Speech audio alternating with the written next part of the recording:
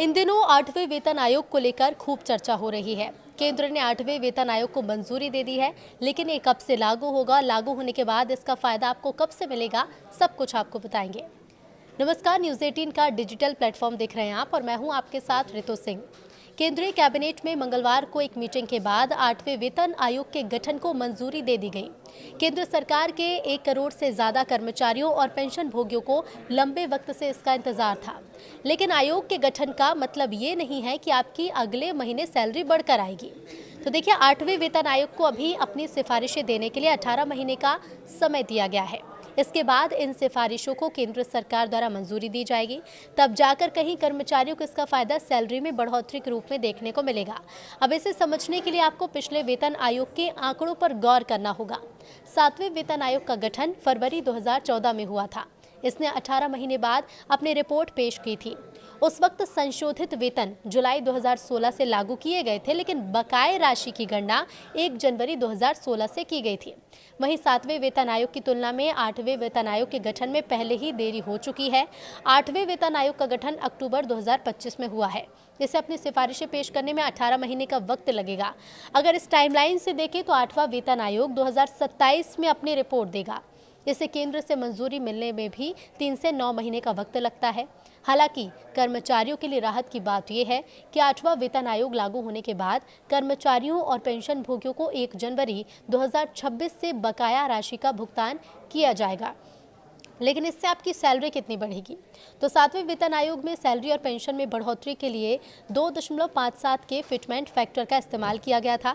इसका मतलब ये हुआ कि बेसिक सैलरी और बेसिक पेंशन को 2.57 से गुणा किया गया था।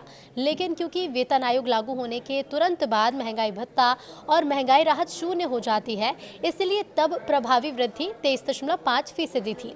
अब 8वें वेतन आयोग में फिटमेंट फैक्टर कितना होगा, ये तो सिफारिशें लागू होने के बाद ही सामने आ पाएगा। लेकिन माना यह जा रहा है कि इस बार फिटमेंट फैक्टर 3 गुना हो सकता है। लेकिन हमेशा की तरह वेतन आयोग लागू होने के बाद डीए और डीआर शून्य हो जाएगा। सैलरी में कितना इजाफा होगा, तो ये पद और ग्रेड पे के आधार पर सिफारिशें लागू होने के बाद ही स्पष्ट हो पाएगा।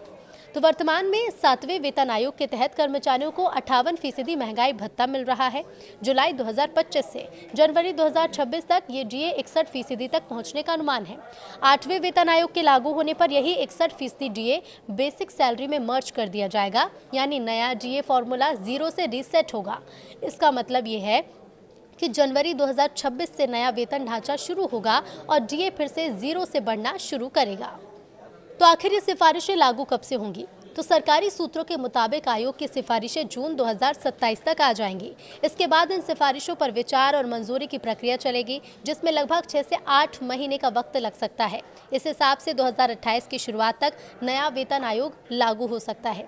हालांकि प्रभावी तारीख 1 जनवरी 2026 ही रहेगी और इससे कर्मचारियों को 1 साल या 1.5 साल का डीए एरियर मिल सकता है, जिसे सरकार चाहे तो एक मुश्त या फिर किश्तों में दे सकती है। लेकिन नया वेतन आयोग जरूरी क्यों है? तो पिछले कुछ सालों में महंगाई और लिविंग कॉस्ट में तेजी से बढ़ोतरी हुई है। 7वें वेतन आयोग की सिफारिशें 2016 में लागू हुई थी, यानी अब करीब 10 साल हो चुके हैं और ऐसे में कर्मचारियों का कहना है कि अब नए सैलरी स्ट्रक्चर की जरूरत है, ताकि बढ़ती महंगाई का असर संतुलित किया जा सके।